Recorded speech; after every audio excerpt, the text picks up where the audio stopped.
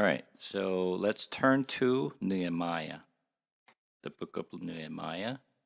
So until last week, we talked about the Ezra coming back to Jerusalem, and he restored a lot of stuff, and he started to teach the law of Moses and how he actually just came and what he did and all the good stuff that he has done.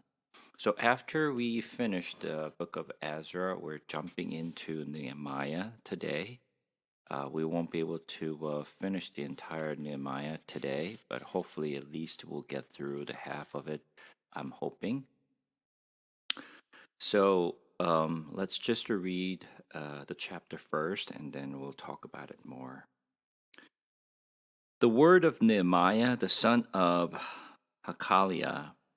Now it happened in the month of Chislev in the 12th year, as I was in Susa, the citadel, that Hanani, one of my brothers, came with certain men from Judah.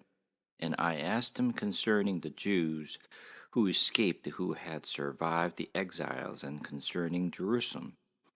And they said to me, the remnant there in the province who had survived the exile is a great trouble and shame. The wall of Jerusalem is broken down, and its gates are destroyed by fire. As soon as I heard these words, I sat down and wept and moaned for days. And I continued fasting and praying before the God of heaven. And I said, O Lord God of heaven, the great and awesome God who keeps covenant and steadfast love with those who love him and keeps his commandments.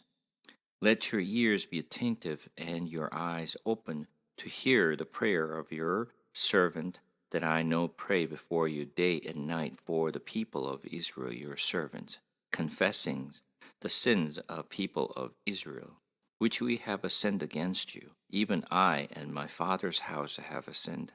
We have acted very corruptly against you and have not kept the commandments, the statutes, and the rules that you commanded your servant Moses. Remember the word that you commanded your servant Moses, saying, if you are unfaithful, I will scatter you among the people. But if you return to me and keep my commandments and do them, though your outcasts are in the uttermost part of heavens, from there I will gather them and bring them to the place that I have chosen to make my name dwell there.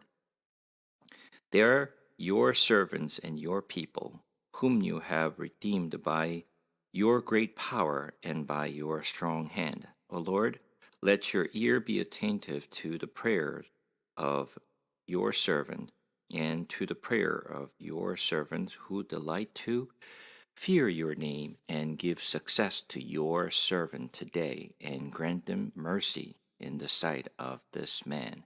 Now I was a cupbearer to the king. Okay, so the book of Nehemiah, which we're going to be, discussing here, literally, this is the third return from the exile, which we're going to talk about. Just like how Nebuchadnezzar from Babylon came to Jerusalem and Judah 3 times. They invaded into Jerusalem or the Judah 3 times, the first, second, and third. When Nebuchadnezzar came to Jerusalem the 3rd time, literally he destroyed the temples and destroyed the whole city. Just like the invasions that occurred, return from the Babylon occurs 3 times as well. Even though the invasion occurred 3 times, the return happened 3 times. That's the story that we have learned. The very first time when they returned, because the Cyrus, the king of Persia, ordered for the Israel people or the Jewish to go back to Jerusalem to restore the temple. That was the first um, the order that Cyrus um, to really just um, people of Jude to go back.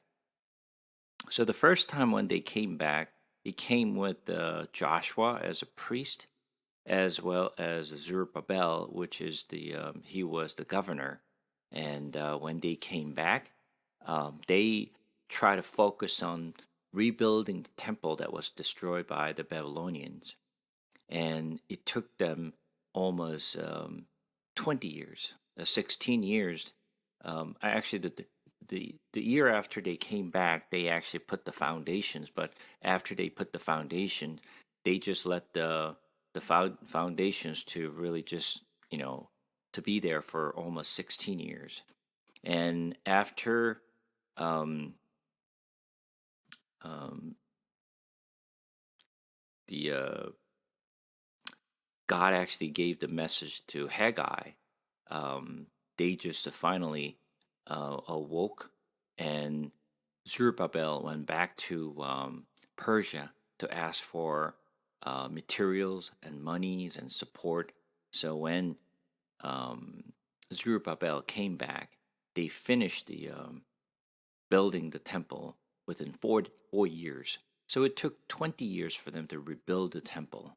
And after they rebuilt the temple, um, Ezra came back and realized that many things were messed up, and a lot of the foreigners, I mean Jewish people, married to a foreigners, which forbade by the God's law, and literally they just came together and learned the Moses law again from the Ezra. That's what happened.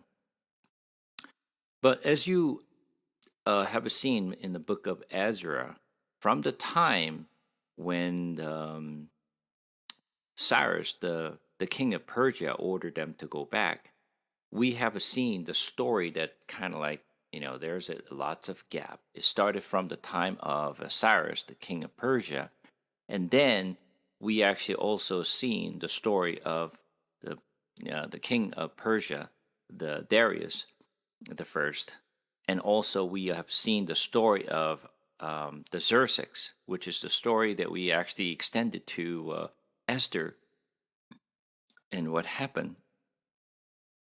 And also when they came back, um, the Ezra came back. Now it was the rules of Artaxerxes. So there are many years that had passed from the time that the book of Ezra started, from the time when they finished the book of Ezra. And the story of Nehemiah kind of overlaps of the time when um, the Ezra left the place, and then to the place of Nehemiah. So if we just to go back to the story of Ezra for a second, when Ezra came back, that was the BC 457. That's when Ezra came back, and that's the time when Artaxerxes was ruling um, the Persian Empire at the time. And from the time when we actually flip over to Nehemiah, now the third, the return of exiles, it happened at the BC 444.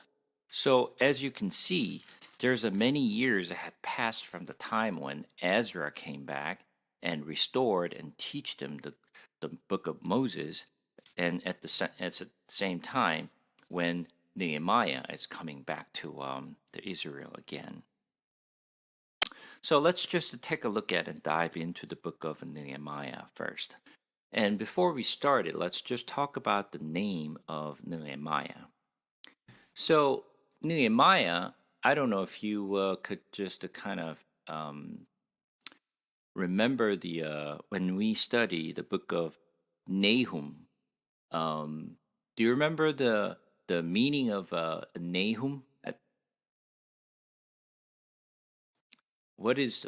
Does anyone remember the meaning of Nahum when we actually studied the book of Nahum?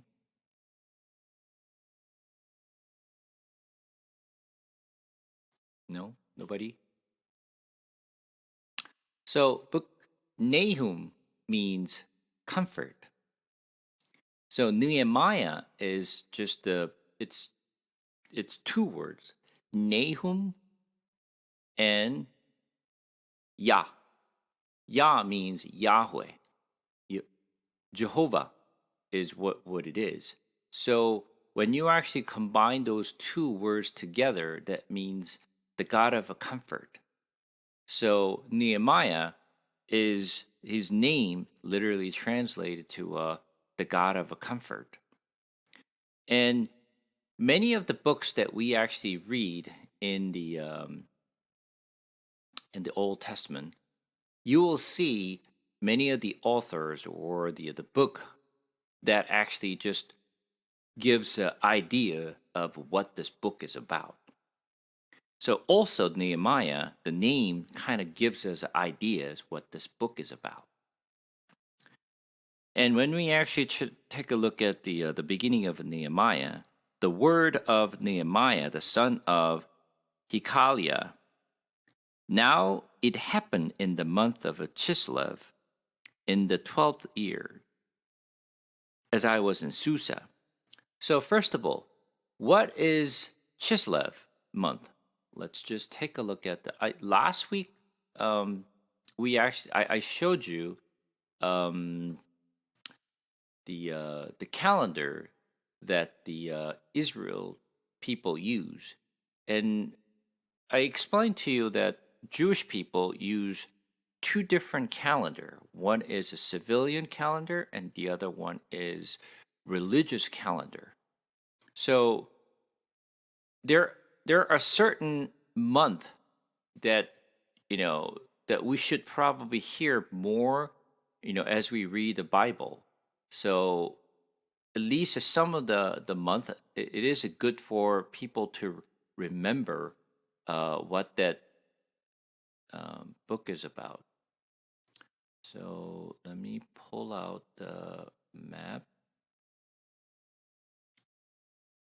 um,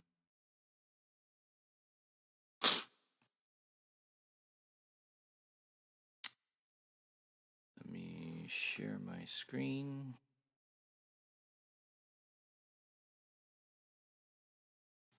So you should be able to see my screen here.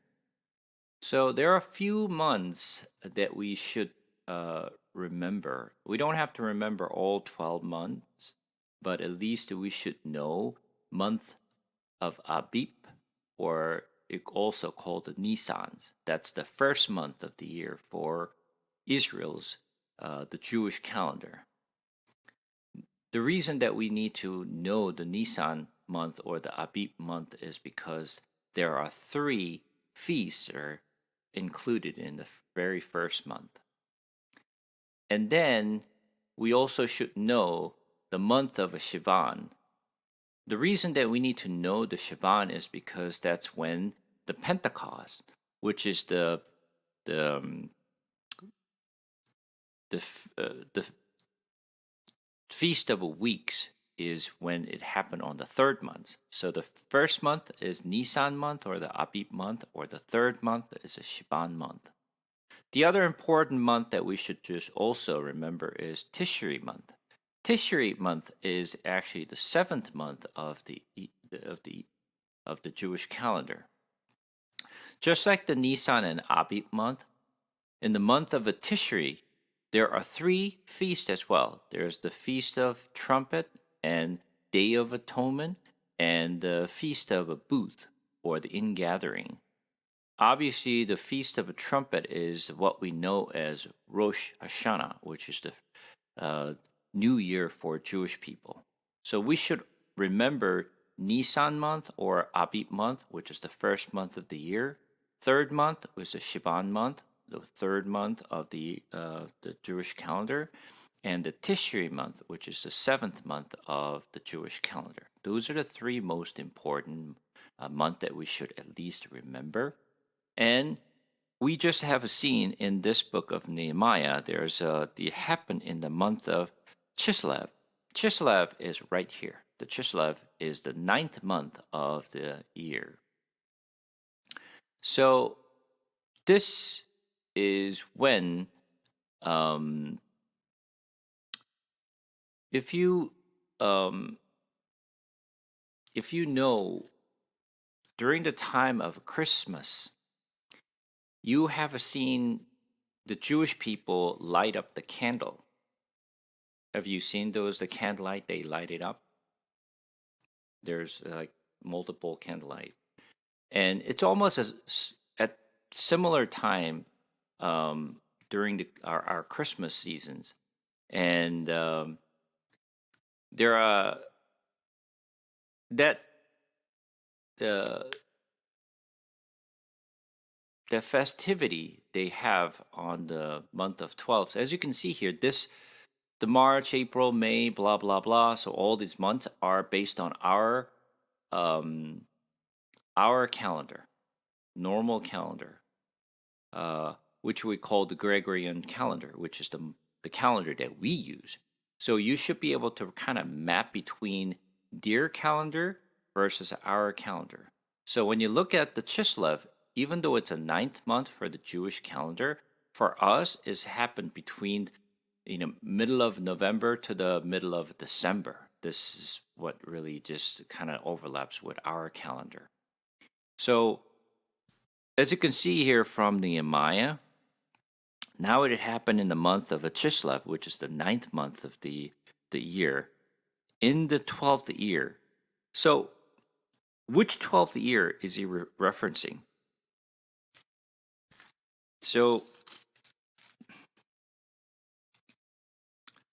um,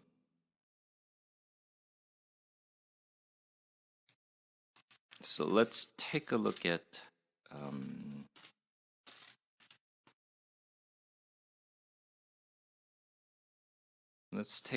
the Ezra chapter 7 for a second.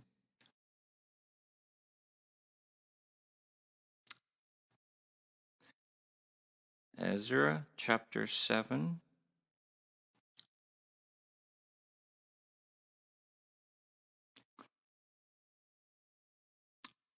Verse 7. We're just going to read. And there went up also to Jerusalem in the 7th year of Artaxerxes the king some of the people of Israel and some of the priests and Levites, the singers and gatekeepers and the temple servants. So when Ezra came back, it tells us when they came back. When they came back is the 7th year of Artaxerxes.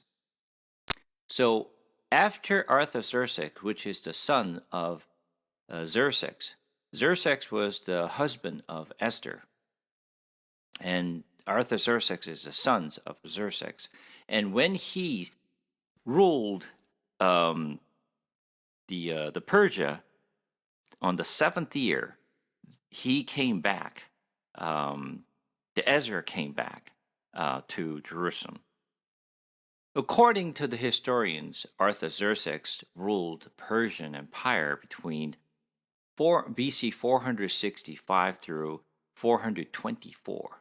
That's when Artaxerxes ruled uh, the Persian Empire.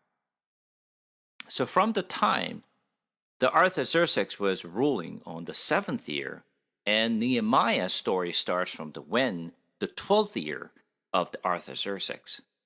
So Artaxerxes is the 12th year, is the story starts from the time when Ezra came back, which is the 7th year.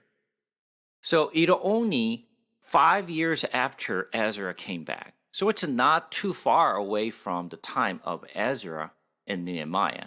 So you can kind of see that the Ezra and Nehemiah's time period is kind of overlaps. They're only 5 years apart. So he was uh, in Susa. So let's take a look at where is a Susa, by the way. Does anyone know where the Susa is?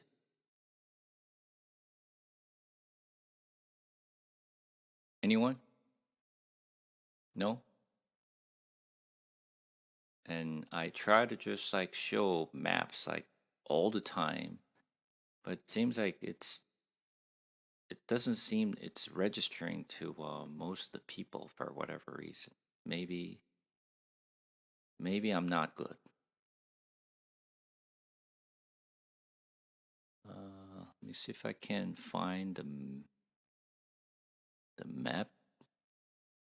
All right, let's just share this map. All right, do you see this map? This is not actually the perfect map that I want to really share, but at least let's start with this one. Um, this is pretty much um, is part of the Persian Empire that you see on this map, and obviously this is Egypt. This area is Egypt, and this is what you know as a Jerusalem right here. This is the Sea of Galilee. This is the Jordan River. This is the Dead Sea. So you can see this entire area is Israel. And this, and the bottom piece right here, the big land you see at the bottom here, this is the Arabia. So as you can see here, Arabia here. So when you actually take a look at the middle of this map, let me see if I can just blow up a little bit here. So what you will see here is this area is Babylon. So what you see here is that there's a two big rivers. So you want what you see here is one right here to the right. You see the Tigris River flows from like this, and you will also see Euphrates River that flows right here at the bottom right here. So this entire area is actually the used to be a Babylon empire, and after Persia took over, the Cyrus, the king of Persia, literally took down the Babylon empire. But since the Babylon empire was so big, and at the same time they are like they're more advanced than most of other cities in Middle East, they kind of kept that Babylon as a separate area, in a sense that they actually, treated the Babylon Empire. It was a little bit separate from the rest of the land, even though it is still under the ruling of Persia. But they just treated the Babylon Empire a little bit differently than the rest of the cities. And what you will see here is a Susa here, right here, and on this area. You see this Susa? There are um,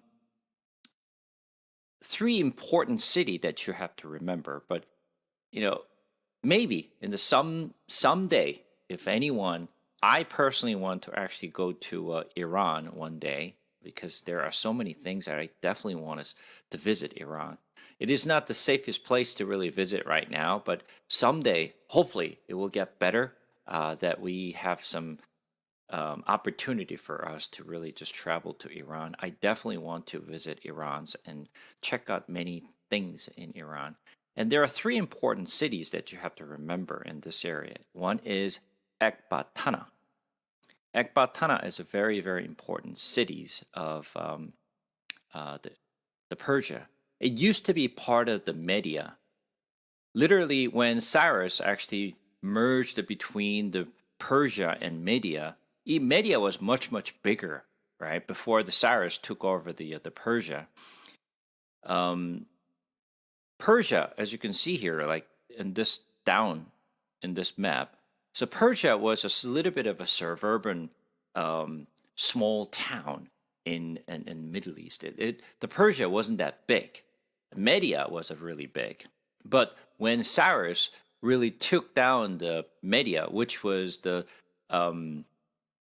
he literally just took over from his grandfather, right?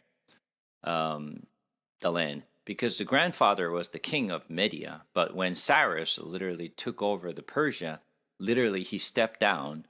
He was most likely he was forced to be stepped down, and the Cyrus literally combined the Persia and Media. So back then, Media was a big empire. The Ekbatana was the capital of the Media, and that's where the king used to live.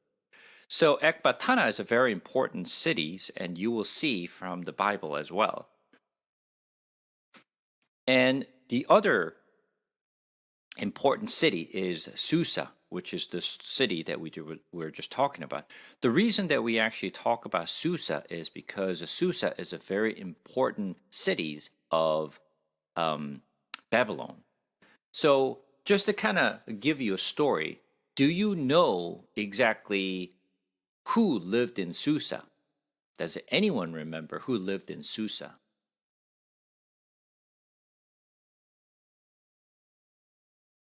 It's uh,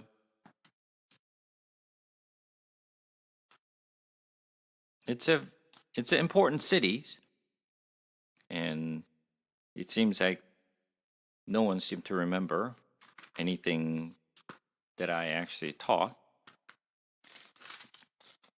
So when you actually go to um, let's see.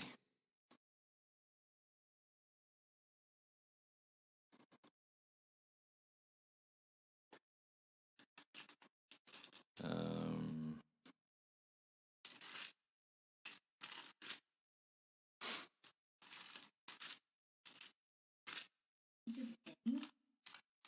that is correct.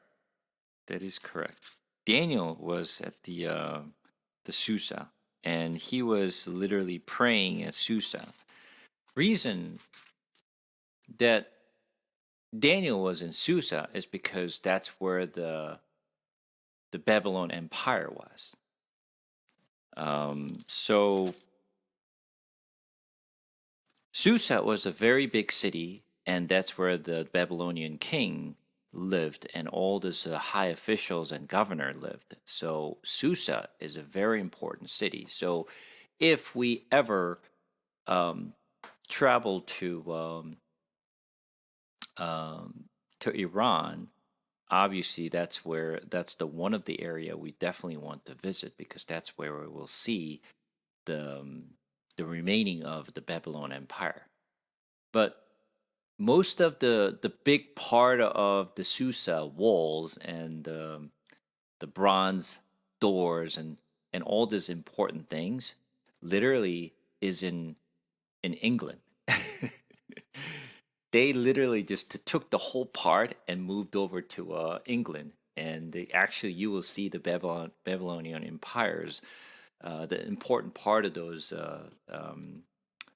the wall and the fortress is in the museum of the England. So when you ever visit the England, you should definitely visit the museum there to see the the glory of the Babylonian Empire. It's there.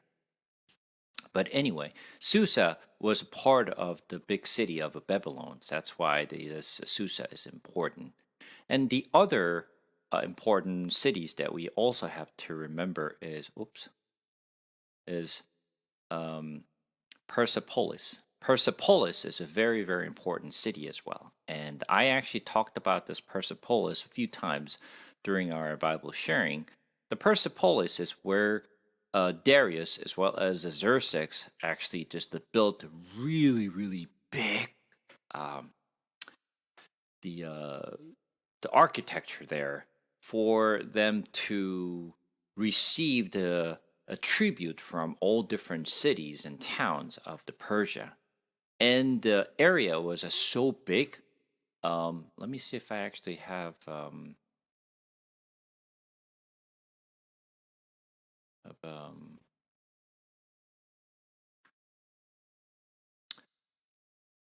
let me see if I have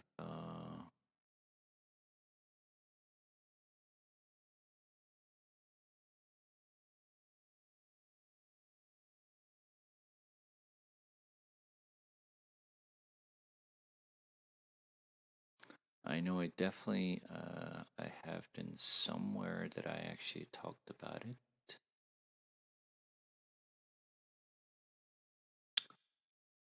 Mm,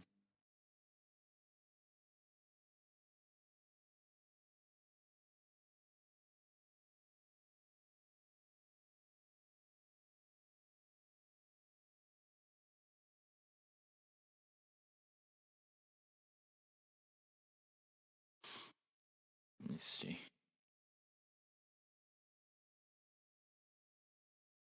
Uh,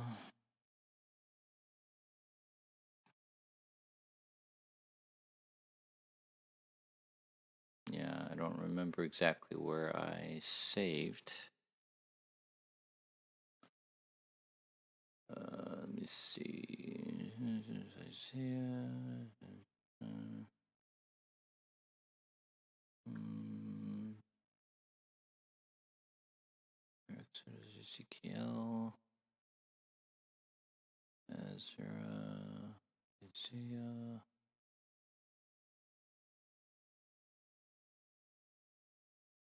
Nehemiah. Yeah, I don't remember where I actually saved it, so but I'll share it um, once I have it. But let me see if I can actually do this.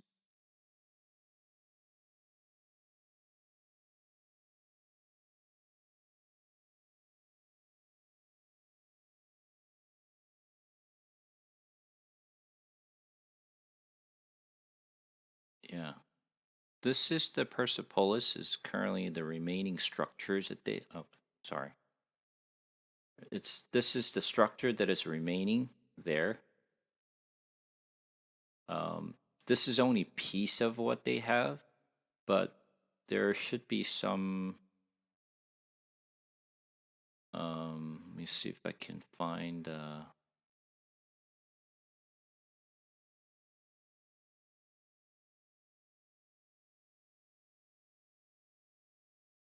This area is really big, by the way.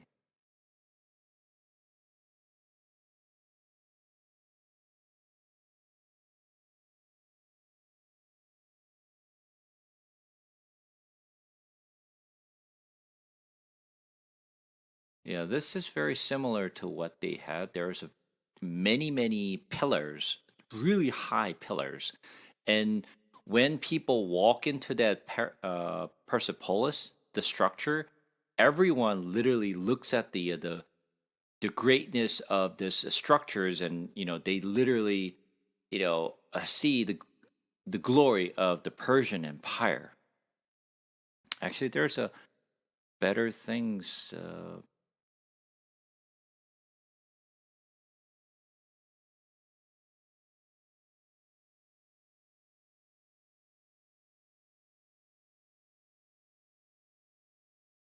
Yeah, I wish I can find that the image that I wanted to show you. But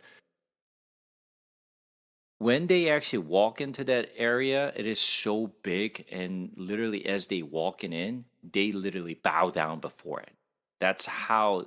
That's the whole purpose of why they actually built this actually structures, to make the people come to this area to show how great the Persian Empire is.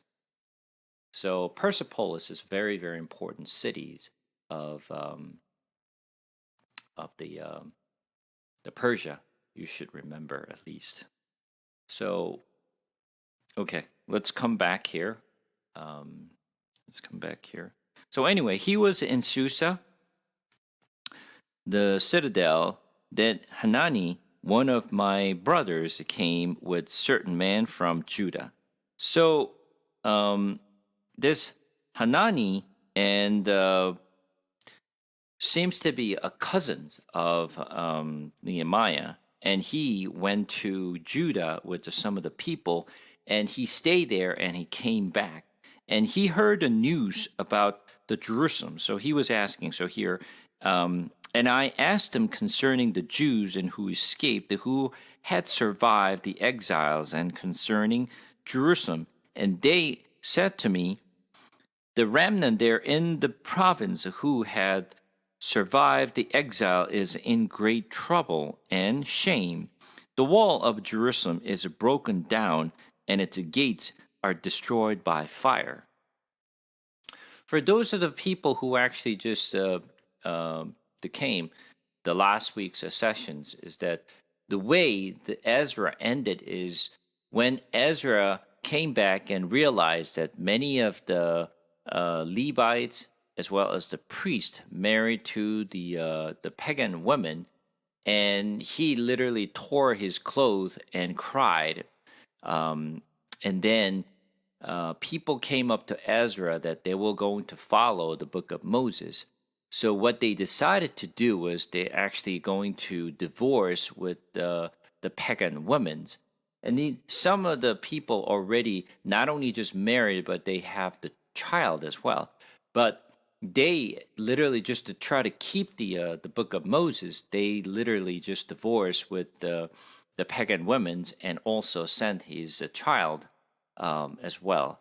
So even though the Bible does not say, we can guess and we can kind of like guess that for those of the people who was forcibly divorced by the Ezra and sent back to um, their their their their hometown, obviously most likely the family of those women's are very mad because they were forced to be divorced because to keep the book of Moses. And we can guess that how mad their families were. So the reason that I guess that why this wall of Jerusalem was destroyed and was burned is because many of the people really invaded into the Jerusalem to really just to show their madness and their how angry they were. So I think that's what happened. So the gates were destroyed and by fires. So everything was a mess at that time. So continue on from verse 4 it says, as soon as I heard those words, I sat down and wept and moaned for days. And I continued the fastings and praying before God of heaven. And I said, O Lord, the God of heaven, the great and awesome God who keeps a covenant and steadfast love with those who love him and keeps his commandments. Let your ear be attentive and your eyes open to hear the prayer of your servant, that I now pray before you day and night for the people of Israel, your servants, confessing the sins of the people of Israel, which is we have sinned against you. Even I and my father's house have sinned. Nehemiah is not the person who was actually carried over from Jerusalem to Babylon. So most likely he is either second or third or even possibly the fourth generations from the time when people just carried over to Babylon. So Nehemiah was born in Babylon and he was raised in Babylon, just like the Ezra did. So he is not the type of person who are used to Jerusalem's cultures or anything like that. However, even though he was born and raised in Babylon, he still kept his faith with God, and he also respected for all the things that Book of Moses said. While many of the people who returned to Jerusalem and built the temples and lived there to serve the Lord, they're the one who is corrupted. However, the Nehemiah who stayed in Babylon had more heart for the city of Jerusalem. When he heard the news from Hananiah about what happened in Jerusalem, he literally kneeled down and prayed, and he fasted and prayed to the Lord. And the way he prays is very interesting, the way he actually praying. So when you take a look at this one, for important thing is the way he prays, O Lord, the God of heaven, the great and awesome God who keeps the covenant and steady love with those who love him and keeps his commandments. This part, the very beginning part, is very important. Why it is? Because the way he starts prayer is he's literally lifting up and praising how good and how awesome God is. Second part he actually says is that he knows that God loves his people. So he confessed that God who keeps covenant and steadfast love with those who love him and keeps his commandments. He knows God loves the people who try to keep his commandments. He's not like other people of Israel. So let's just remember this, this particular piece, the way he actually prays. Because later on, when we actually go to Malachi, we're going to reference this back.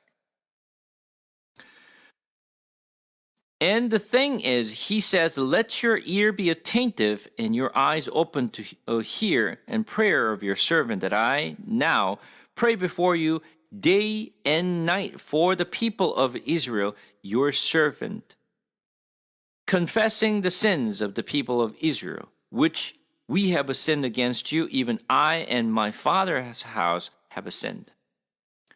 So what he's saying is that, Lord, please listen to our prayer, because we kneel down before you and we actually confessing our sins.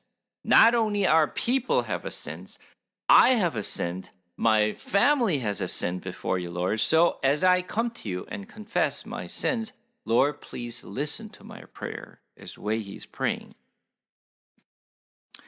And then he says, we have acted very corruptly against you and have not kept the commandments and statutes and the rules that you commanded your servant Moses. Remember the word that you have commanded your servant Moses. This is another important part that you have to remember. I talked about this a few times throughout our Bible sharing. The way we pray versus the way the people in the Bible pray is somewhat different. What's different? When most of us pray, we just pray to the Lord and say, Lord, I want this, I want that. Literally, just we lay out everything what we want from God. We don't really care about what God wants, but I care about what I want, what I need. So we always pray for, Lord, give me this and provide me this and grant me this, or just to give me. So literally what we ask for is, give me what I want. This is very similar to story of Aladdin's. So like genie is captured in a small lamp, and then Aladdin actually rubbed the lamp, and then when genie comes out, tell me your wish, and I grant you every wish you want. And literally Aladdin just asks for the wishes he wants, and genie gives all the stuff that he wants. So it's not like that. The way we pray to the Lord is very similar to the Aladdin, telling the genie about his wish. Nehemiah's prayer is very different. The way he prayed, just let's take a look at it one more time. He says, we have acted very corruptly against you, and you have kept the commandments and statutes and the rules that you have commanded your servant. Remember the word that you commanded your servant Moses, saying. What he's saying is, you promised Moses this. Most of the people in the Bible, the way they pray, they stick to the promise that God had made. They remembered everything what God said. And when they pray, Lord, you promised our forefather Abraham. You promised this. When they pray and stick to the promise that God had made, that prayer will get answered. Because God made his commitments and he made a promise to his forefather. So they were holding on to the promise that God had made in the past. Rather than forget about what God promised, but I'll do whatever I want, and I'm going to wish what I wish, and give me what I want. The way Nehemiah is praying is that, Lord, you have promised to Moses, our forefather, this. Remember your promise and give us the promise and keep your promise. Of course, when we actually pray to the Lord for what we wish, will God answer us and give us what we want? Maybe, maybe not. We don't know. There's no guarantee that God will provide what I ask for. However, when we pray and holding on to the promise that God had made in the past, we know for sure that this prayer will get answered. So that's the difference between the way the Nehemiah and the people in the Bible prayed versus the people who does not care about God's promise, but we just continue to tell our wishes what we want to God. And when we don't get what we want, we literally just complain to God. But remember, it's a different kind of prayer. Two things that Nehemiah is doing. One was he literally he confesses a sin first, and then he holding on to God's promise. So remember this. In order for you to really pray and holding on to the God's promise, there are important things that has to really happen before this. What has to happen? You need to know what promises God had made, which means you need to know the Bible. If you don't know what God has promised, you cannot even hold on to the promise that God made. And for the reason why most of the people can pray like this is because they don't know what promises God made, because they don't know Bible. This is why most of the people just to tell God what they want rather than trying to hold on to God's promise. This is a very, very important thing that we have to remember.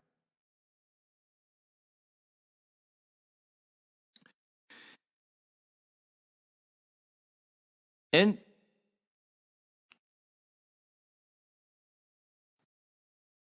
verse 8, remember the word that you commanded your servant Moses, saying, if you are unfaithful, I will scatter you among the people. But if you return to me, keep my commandments and do them, though your outcasts are in the uttermost part of heaven, from there I will gather them and bring them to the place that I have chosen to make my servant dwell there. So what he's saying is, this is the promise that you made to Moses. So please remember what you promised. Then, once again, will God have to keep his promise? Absolutely. He has to keep his promises. So, what Nehemiah prayed will get answer. Because if God does not keep his promise, and he will not going to be respected, and people will not believe what he said. So this is why God has to answer his promise. So when you actually go to Leviticus chapter 26, let's just go to Leviticus chapter 26 for a second.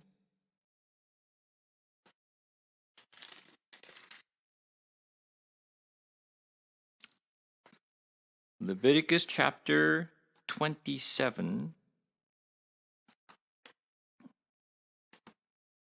We're going to read from verse 40. Leviticus chapter 27, we're going to read from 40. But if they confess their iniquities and the iniquity of their fathers in their treachery that they committed against me, and also in walking contrary to me, so that I walk contrary to them, and brought them into the land of their enemies. If then their uncircumcised heart is humbled, and they make amends for their iniquity, then I will remember my covenant with Jacob, and I will remember my covenant with Isaac, and my covenant with Abraham, and I will remember the land. But the land shall be abandoned by them, and enjoy its Sabbath, while it lies desolate without them. And they shall make amends for their iniquity, because they spurned my rules, and their souls abhorred my statute. Yet for all that, when they are in the land of their enemies, I will not spurn them, neither will I abhor them. So as to destroy them utterly and break my covenant with them.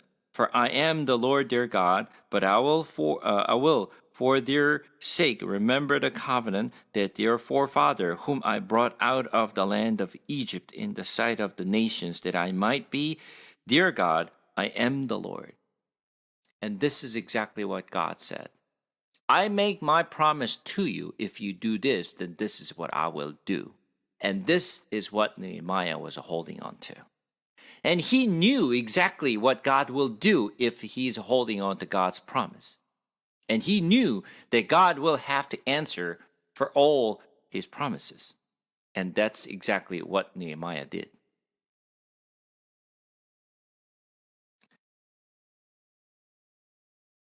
And verse 10 says, They are your servant and your people, whom you have redeemed by your great power and by your strong hand. So he knows that God is the one who actually, saved him. O Lord, let your ear be attentive to the prayers of your servant and to the prayers of your servant who delight to fear your name. So what is Nehemiah is doing? Is that, Lord, I fear your name. Remember, why do we actually learn the Bible? Fear the Lord. Know who he is and know who I am. When we truly know who he is and who I am, we will literally fear. When I say fear, it's not just like afraid of him, but knowing who God is, and we literally bow down before him because he is a Lord of Lords and he is the God of gods. And give success to your servant today and grant him mercy in the sight of this man. Now I was the cupbearer to the king. So we know that Nehemiah was the cupbearer to the king, Artaxerxes. So let's take a look at exactly what the story is in chapter 2. In the month of Nisan, which is Nisan is the first month of the calendar. In the 20th year of King Artaxerxes, when wine was before him, now I had not been said in his presence, and the king said to me, Why is your face sad, seeing you are not sick? This is nothing but sadness of the heart. Then I was very much afraid. I said to the king, Let the king live forever. Why should not my face be sad when the city, the place of my father, graves lies in ruin, and its gate have been destroyed by fire? Then the king said to me, What are you requesting? So I prayed to the God of heaven, and I said to the king, If it pleases the king, and if your servant has found favor in your sight, that you send me to Judah, to the city of my father's grave, that I may rebuild it. And the king said to me, the queen sitting beside him, How long will you be gone, and when will you return? So it pleased the king to send me when I had given him a time. And I said to the king, If it pleases the king, let letter be given me to the governor of the province beyond the river, that they may let me pass through until I come to Judah.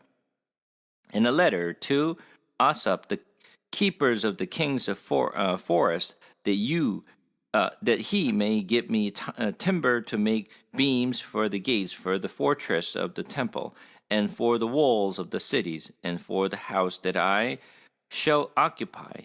And the king granted me what I asked, for the good hand of my God was upon me. And if you remember, when I was going through the latter part of the Ezra, and I talked about who Artaxerxes is, according to the historians, Artaxerxes was not a good king at all. He was a madman, and he was not a good king at all. But for some reason, he was a very gentle and generous to Ezra.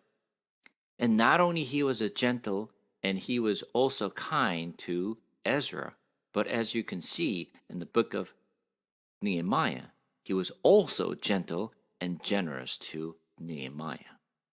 Why? Because that's how much Ezra and Nehemiah gained the respect from the Artaxerxes. And Artaxerxes really cared for these two people, Ezra as well as Nehemiah. And as the chapter 1 ended, Nehemiah said, I was the cupbearer to the king.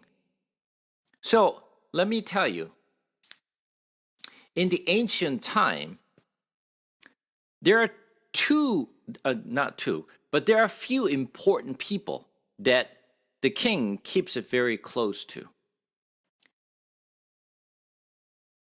Who are they? Out of many people they actually keep and who can come very close to the king, there are people who serve the king with wine, which is the cupbearer. The cupbearer is the people or the person who actually pours the wines or the drinks to the king. And the second part is the person who provides the bread to the king.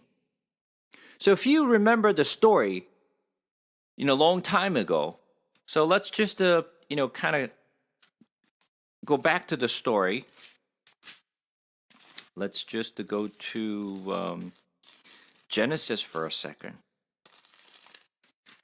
Genesis.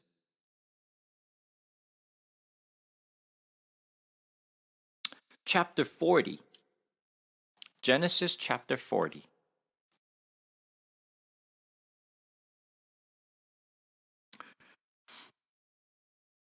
When you go to Genesis chapter 40, I'm going to read a few verses here.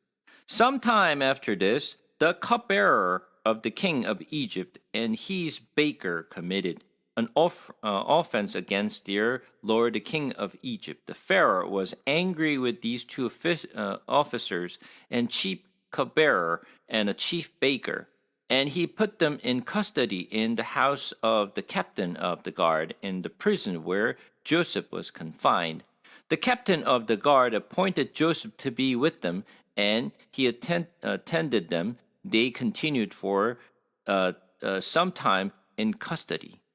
If you remember the story of Joseph, when he was actually put in prison, and there are two important people come into the prison where Joseph stayed.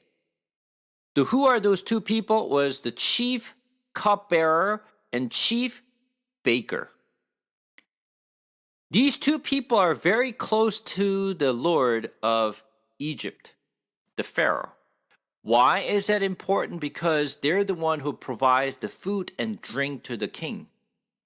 Back then, in ancient day, usually when people try to assassinate the king, they usually put poison to the food or the drinks. So they could not just trust anybody, but rather the cupbearer or the baker has to be trustworthy people. Unless the king trusts these two people, they will not going to provide the food and the drinks to the king. So there are three people that kings really keep it very close, and people who they are trust with. One is the cupbearer, the other one is the baker, the other one is the bodyguard. Those are the three most important and most trustworthy of the people. And when you look at the history, usually kings either be poisoned or they were killed by their bodyguard. So that's why the king really select most trustworthy people as the cupbearer or the baker or the bodyguard. Which means cupbearer is a high official and very, very close to the king. And the king has to trust the person who actually provides the drinks and wine. And when they start to drink wines, of course, kings actually talk to this cupbearer, discuss with the small matters, how he feels. So cupbearer, the chief cupbearer, becomes very close to the king. They listen to what kings has to say, and also sometimes give recommendations, advice to the kings, and give their honest words to the kings so that king could be comforted while they're actually drinking. So as you can see, Nehemiah was very close to the king, Artaxerxes, and he was one of those people that the king really trusts and close to the king. So King Artaxerxes was really care for Nehemiah. And he can sense exactly what Nehemiah looks.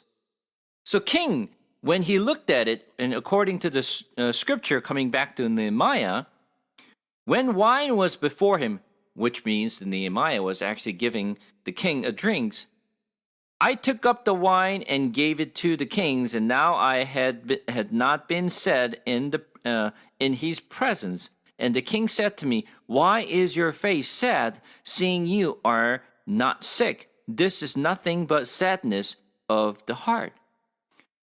So Nehemiah didn't say anything to the king, but king sensed and looked upon his face, and I said, "Wow, Nehemiah looks very sad. What happened? What happened to you?" So Nehemiah didn't say anything. He just poured the wines to the king, and king is the one who noticed Nehemiah, his sadness. Which means the king, Artaxerxes, was really care for Nehemiah. And he could actually sense his feeling as well.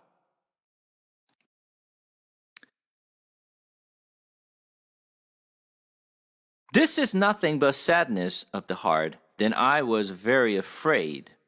And I said to the king, 'Let the king live forever. Why should not my face be sad when the city and the place of my father graves lies in ruin, and its gates have been destroyed by fire?'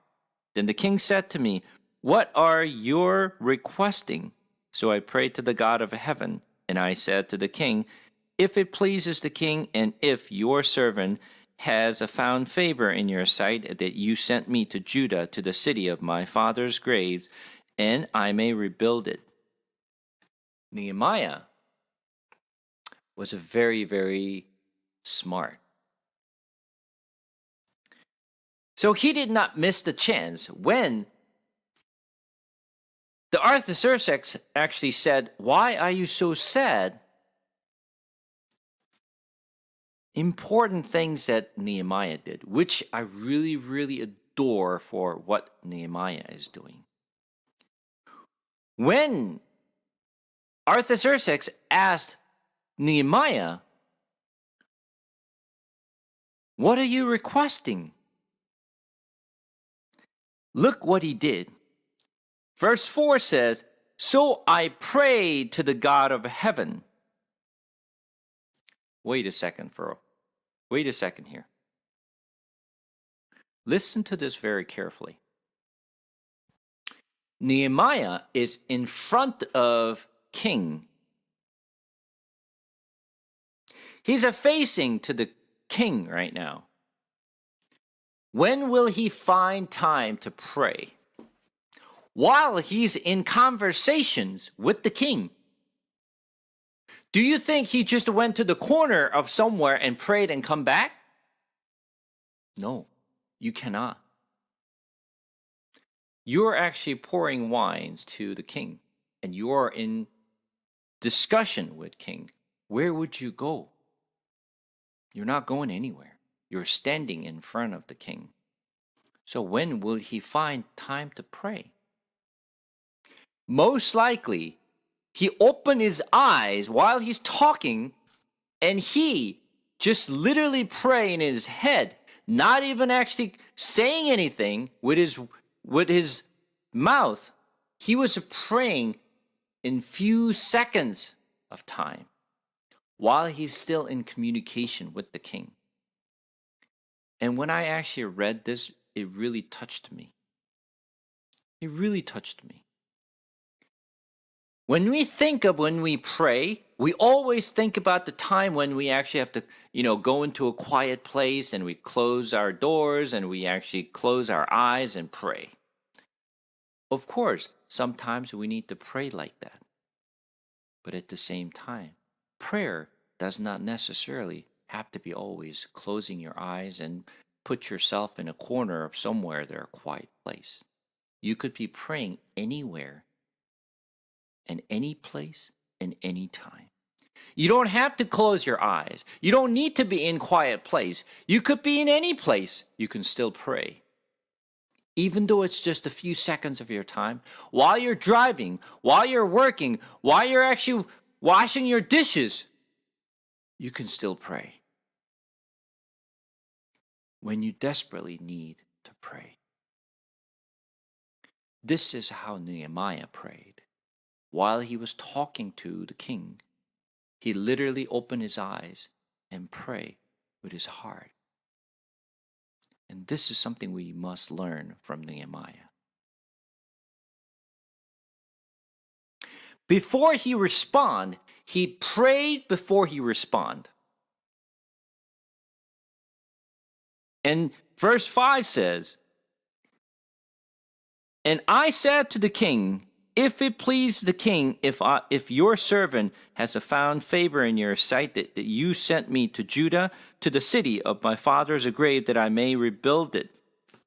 You know what Nehemiah why he was so smart? Not only he actually prayed, and not only he did catch the right time to really say what he want. Take a look at exactly what the Bible said. Verse 6 says, "And the king said to me, the queen sitting beside him." This is the important part that you have to know. Who is with king right now? The queen is right next to the king. Imagine. The king is sitting with the queen, and he asks for, "What do you ask?"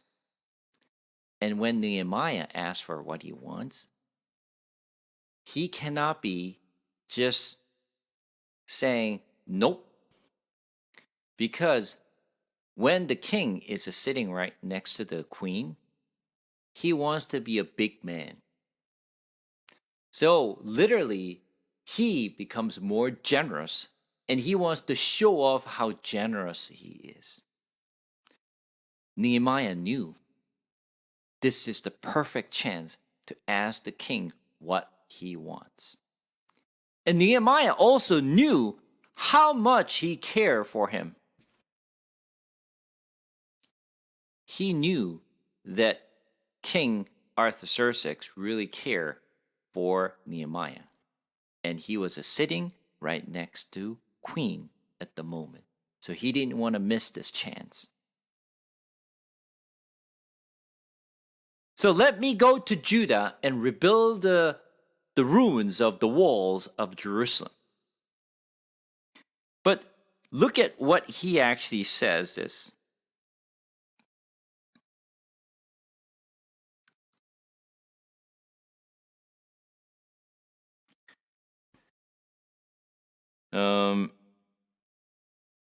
Verse 6 says, "And king said to me," the queen sitting beside him, "How long will you be gone, and when will you return?" Why is king asking this? Because king wants to keep Nehemiah close. So I'm okay for you to go back to Judah and do what you need to do, but when will you be back? Because I need you to be near me. I trust you. I want you to continue to be my cupbearer, because I need you to be beside me. So Nehemiah was totally trusting in Nehemiah, and he wants to keep Nehemiah close to the king. And verse 7 says, "And I said to the king, if it pleases the king, let letter be given to me, to the governor of the province beyond the river, and they may let me pass through until I come to Judah, and a letter to Asaph, the keeper of the king's forest, and he may give me timber to make beams for the gates of the fortress of the temples, and for the walls of cities, and for the house that I shall occupy. And the king granted me what I asked, for the good hand of my God was upon me. So from the Artaxerxes' point of view, he could give anything what Nehemiah is asking for because he cares and he wants to give him what he wants. He was okay with that for whatever Nehemiah was asking. But he wanted to know. He doesn't care what he's going to ask for, but only thing that the King Artaxerxes wanted to know is, when will you be back? So I don't want you to go for too long. I want you to come back. Now I'm going to ask you, how long do you think that Nehemiah asked for?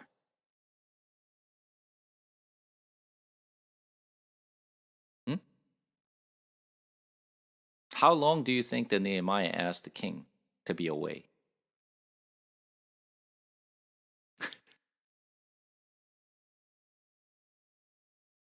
12 years. Can you believe that Nehemiah asked for 12 years to be away? When king is asking, when will you be back? Most likely king was asked, probably asking, Nehemiah was asking maybe 12 weeks. But that's not what Nehemiah asked. He asked for 12 years to be away. When the king heard this one, what do you think the king will felt? It's like, what?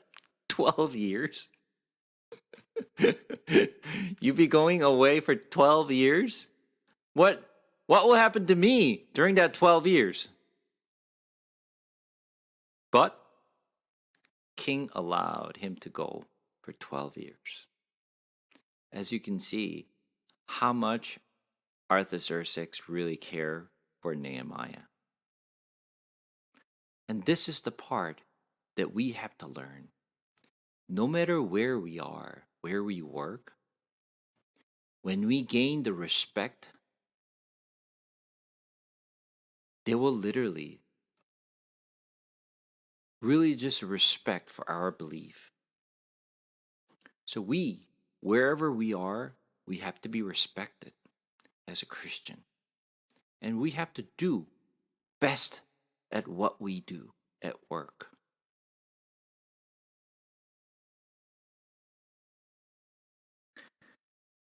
Verse 9, then I came to the governor of the province beyond the river and gave them the king's letters. Now the king had sent with me officers of the army and horsemen.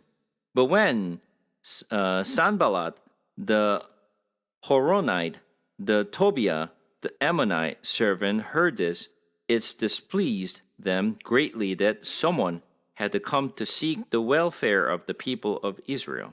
So I went to Jerusalem and was there 3 days.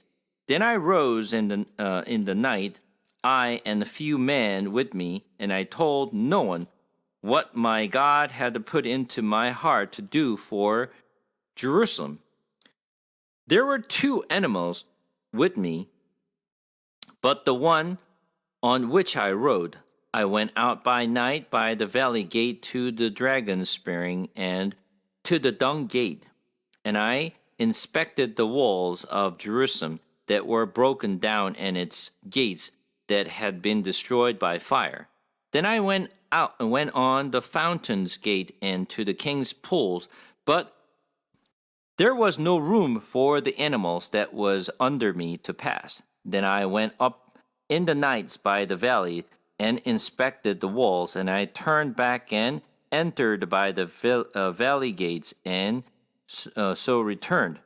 And the officials did not know what I had gone or what I was doing, and I had not yet told the Jews, the priests, and the nobles and officials, and the rest who were to do the work.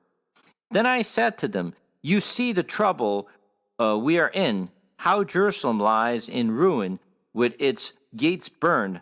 Come, let us build the walls of Jerusalem that we may no longer suffer derision. And I told them of the hand of my God that had been upon me for good, and also of the word that the king had spoken to me. And they said, let us rise up and rebuild and build. So they strengthened their hands for the good work. But when Sanballat the Horonite and the Tobiah the Ammonite servant and Gershom Arab heard of it, they jeered at us and despised us and said, what is these things that you are doing?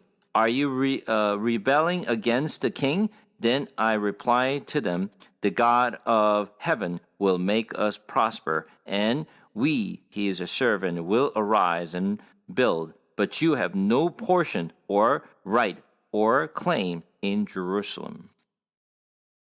All right. So, when Nehemiah asked for what he wanted, he literally wanted some materials and money to be actually given to him to go back to Jerusalem to rebuild the broken walls in Jerusalem. And obviously, King gave them everything what he asked for.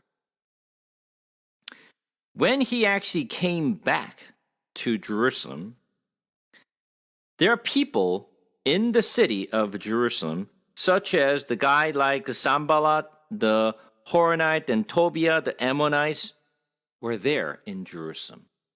One of the things that we actually question ourselves is, hang on one second, Sanballat, the Horonite, Tobiah, the Ammonite, well, they're not even Jews. But they are playing very important roles in Jerusalem. And they were displeased that Nehemiah came back and to rebuild the broken walls or the burned walls. So when Nehemiah came, he literally just looked, and what happened to all the walls? And then he saw there's a certain walls has been burned.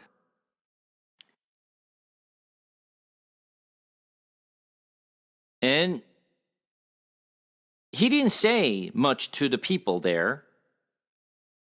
And verse 17 says that then I said to them, you see the trouble we are in, how Jerusalem lies ruined with its gates and burned. Come, let us build the walls of Jerusalem that we may no longer suffer the regions. Now the question is this. The city wall has been broken and burned for years. Why didn't they actually rebuild the walls, the broken walls or the burned walls? What do you think? Why didn't they actually rebuild the walls?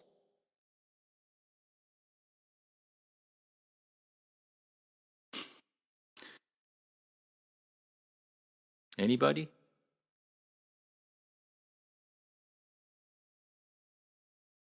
Sometimes I feel like I'm talking to myself.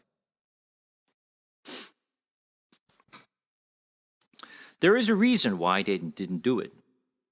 But we're going to actually discuss it later time.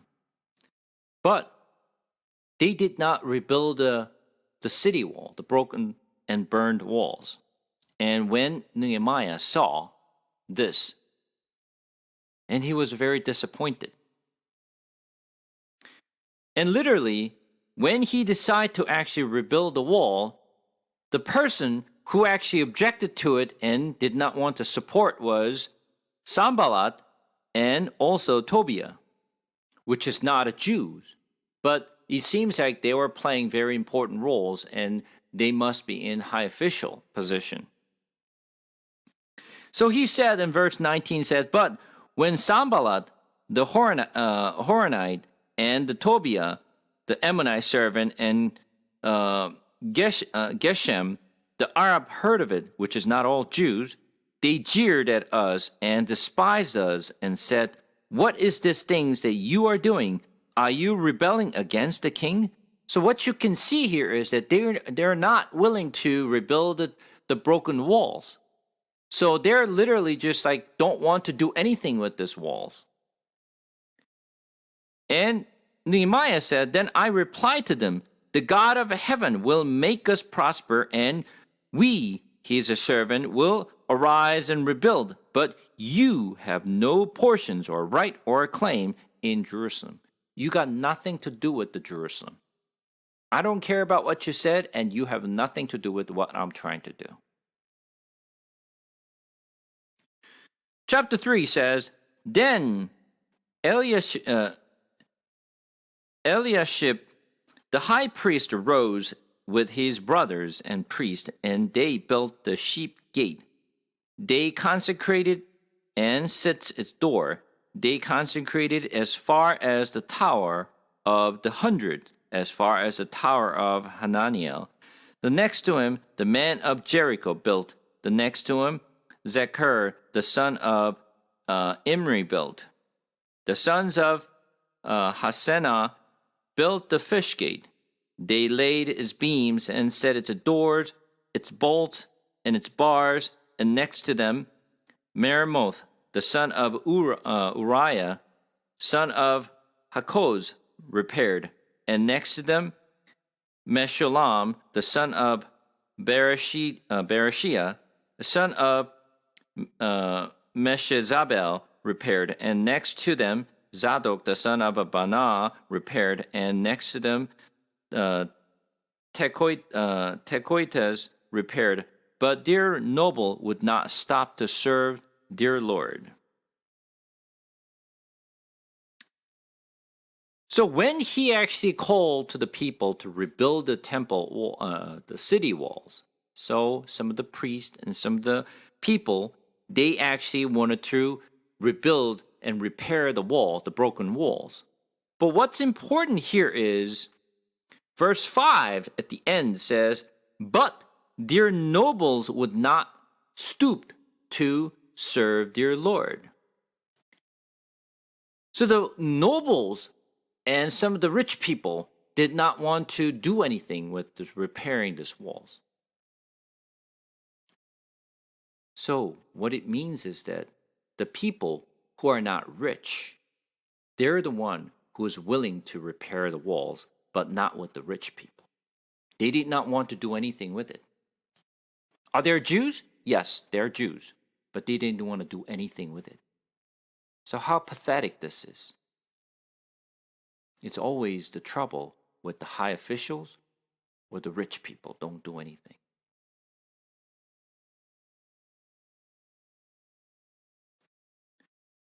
Verse 6 says, Joiada, the son of Paseh, and Meshullam, the sons of Besodeiah, repaired the gates of Yeshana. They laid its beams and set its door, its bolts, and its bars. Next to them repaired Melatiah, the Gibeonite, and Jadon, Meronothite, the man of Gibeon of Zippah, seeds, and the governor of province beyond the river. I want to talk about this for a moment. So before we actually move on, I'm going to show you what the city wall looks like.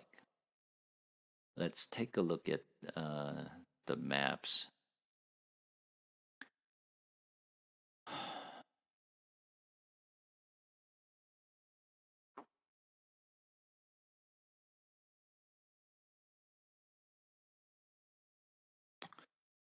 Let's just take a look at the picture.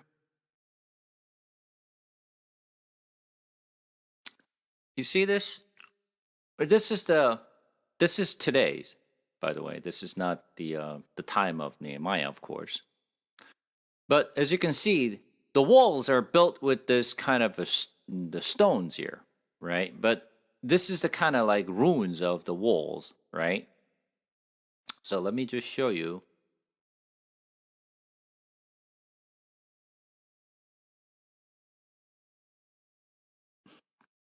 What you see here in the square box right here, right? This is the temple's walls, and this is the temple, right? So this is the actual temple, and then surrounds the right here. This is the walls that we're talking about. This is the city walls. And what you will see here is a small, let me see if I can actually blow this up. You will see there's a gate. There's the east gate, the horse gates, water gates, and fountain gates, and dung gates, and valley gates, and Old Jerusalem gate, fish gates, and sheep gates. This is the gate. This is the actual door. People come in and out of it, and the rest of it is all the walls. So let me show you different things here.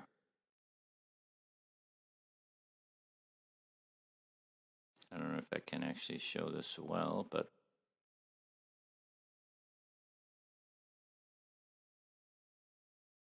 oops.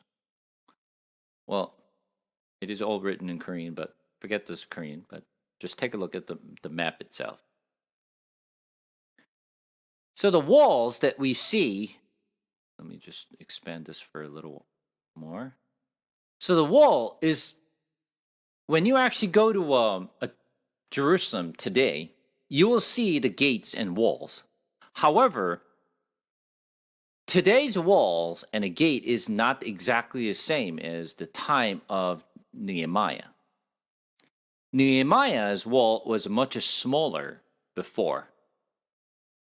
However, remember after the time of Herod. Herod actually he expanded a temple site, and he actually rebuilt a lot of the city of Jerusalem. So what you will find here is when you actually go to Israel, which we will go sometime, when we go to Jerusalem, we will see the walls and the gates and all the structures and all this beautiful architecture. Most of the remaining architectures that we see today was rebuilt by Herod. Because he was the great architect, and he was the one who really just made the Jerusalem the way it is today. He really rebuilt the foundation of a Jerusalem today. So, although from our perspective, Herod is really bad king, right? Whenever you think of Herod, oh, that's a bad king who actually killed the children, and he's the one who actually tried to just, persecute a lot of peoples, and he was the one who actually just, supporting the crucifixion of Jesus Christ. So all we think about is just like, oh, Herod is a bad king. But from the politicals and the point of view, he's the one who actually made the Jerusalem way it is today. So he was a really great king, to rebuild the city from that perspective. So what you see here is the time of Nehemiah and Ezra, and this is the time of Hezekiah. This is the time of Solomon. This is actually the King David. And now this is the Hasmonean kingdom and Herod. And this is right before the fall of Jerusalem. And this is the time of Byzantine's period. So as you can see here from right here, it was very small walls. But now continue to expand from the time of Nehemiah versus time of today. As you can see here, is very different. Even from the time of Herod, you will see this whole area was actually really big, right? So the wall and the city has actually expanded than the time of Nehemiah. So what you will see here is, let's go back to this wall again. So this is ground level. This is below the ground. So this is the wall that Nehemiah built. But what you will see in today's world, and when you go to Jerusalem, what you will see, the walls and the gate, is actually new wall, new gate. So it was built upon the old ancient walls and gate. Let me see if I can show you.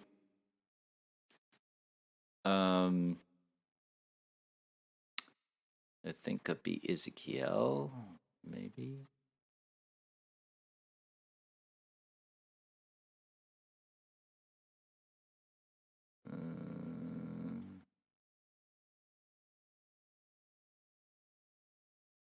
Uh-huh.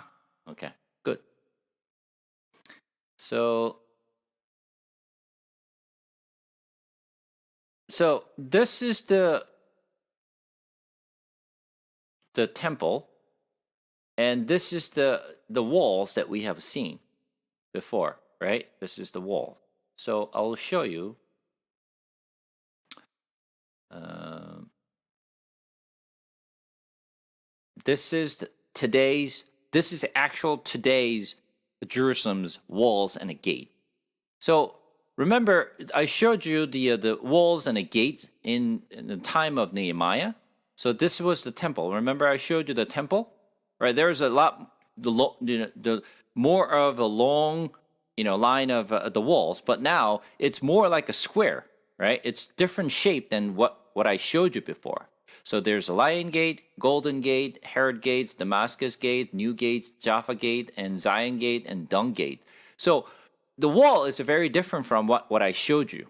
And this is the actual wall and the gate that exists today.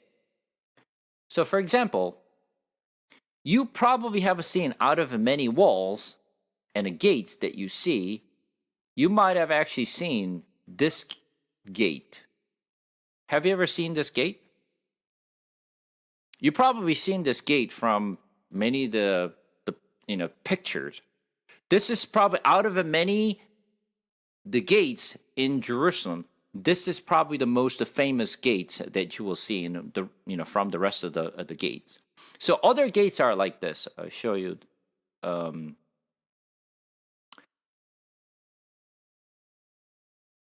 Not this one. Here it is. This is Damascus Gate. This is a Dung Gate. This is Lion's Gate. This is also Lion's Gate. This is New Gate. Zion Gate. By the way, actually, you will see the Zion Gate is a little bit different than the rest of the gate that you see. You see there's a lot of, holes in it. The small holes, you'll see. Let me see if I can blow this up. You see there's a lot of holes in here? You know what that is? This is the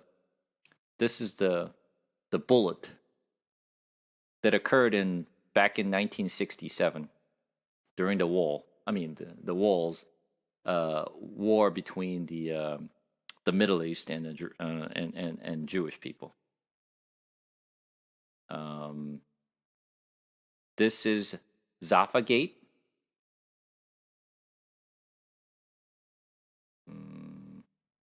This is Herod's Gate. This is also Herod's Gate. And this is the gate that I showed you. This is what we know as a Golden Gate. This is the biggest gates of all the Jerusalem city, the gate. This is the biggest gate. However, this is the gate that is actually closed up. As you can see here, it's completely closed up, right? It's a gate, but no one can go in and out. This gate has two walls like this.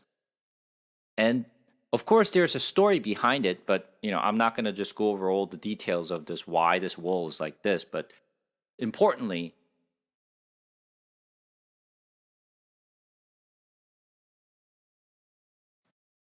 this is the Golden Gate, which I just showed you before. What you will see here is this piece. This is the ground. This is like a brownish color right here that you see.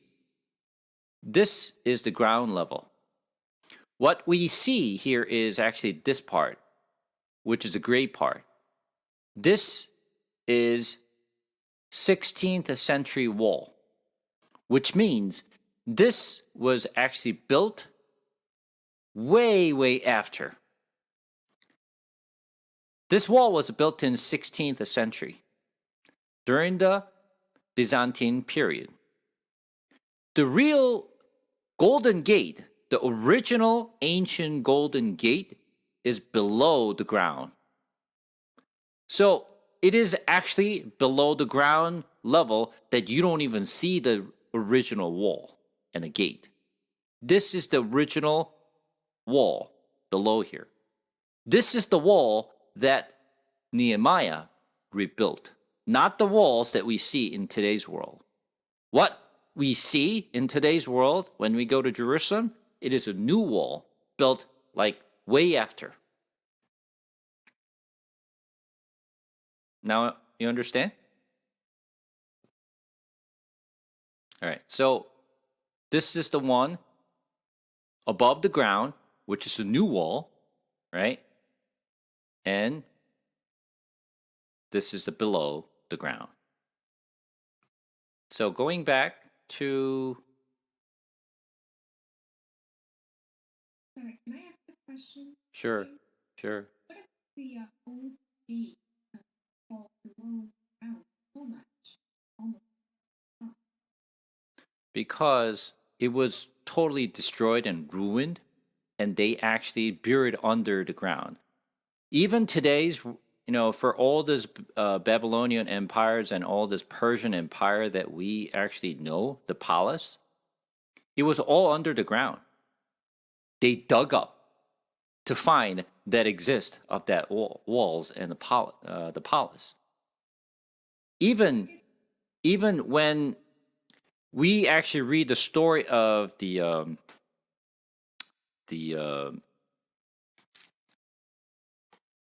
let me just show you.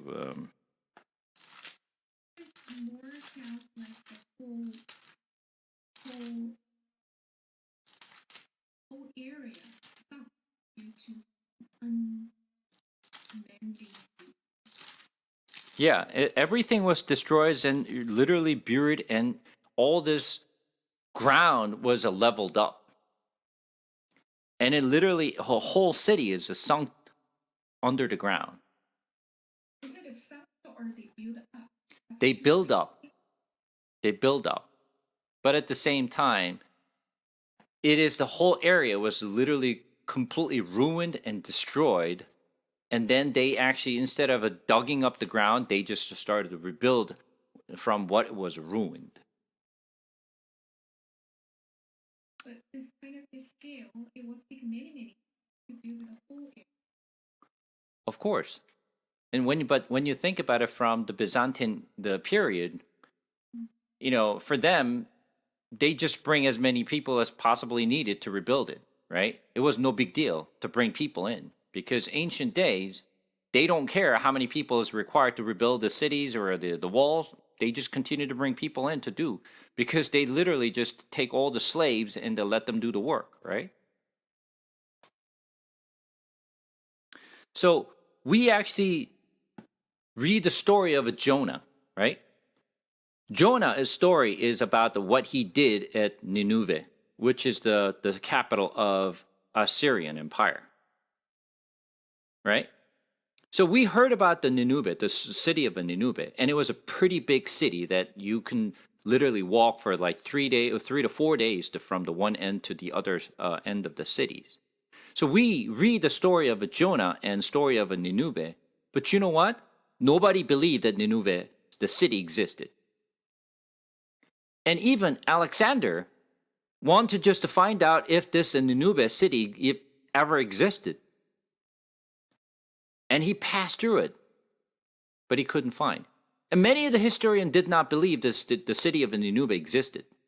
People did not believe. Until they actually found the Nineveh way after. Thousands of years later, they found the city was literally under the ground. When they excavated the entire city of Nineveh, that's when they realized that the Bible story of Jonah was true. And that's exactly what happened to many of the ruins of the cities or the walls or the palace in ancient day. Many things actually sunk under the ground. That's why I feel because if actually any empire king decided to build up a city, usually it first knows people.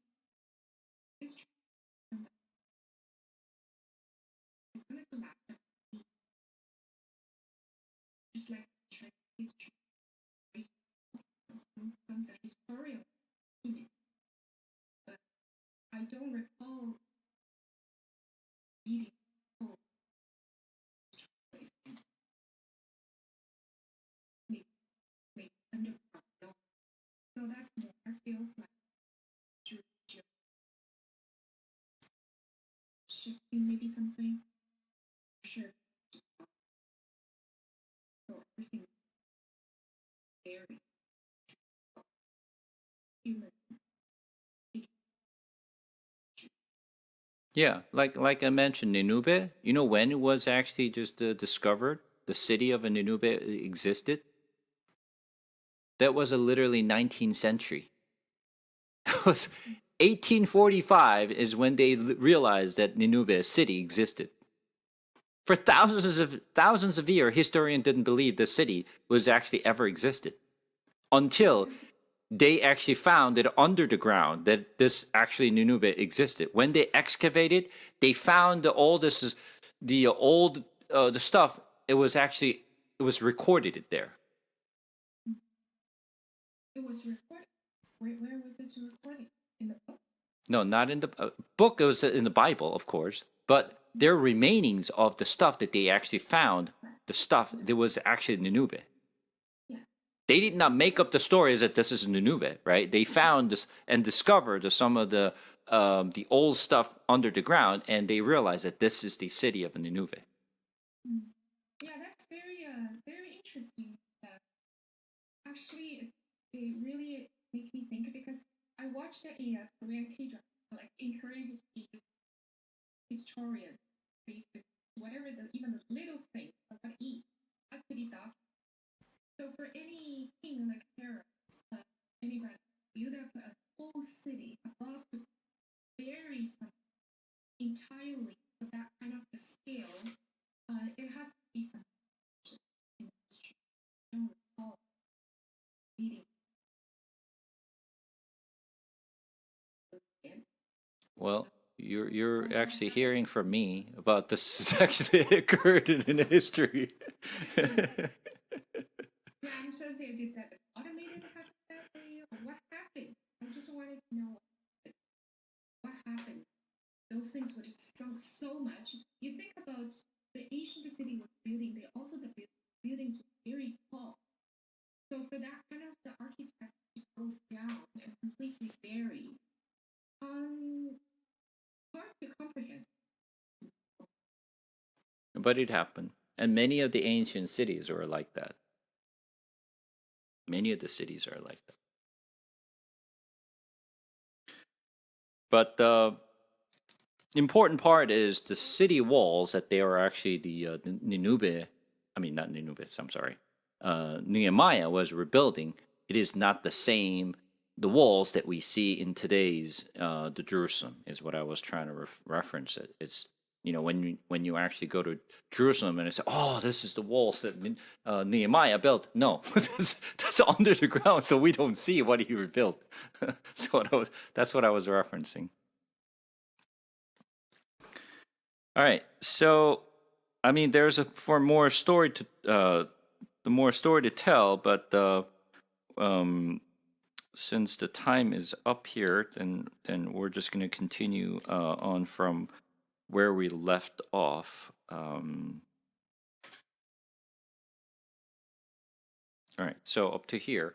So we're going to save it until we're going to save it till next week. So, have any questions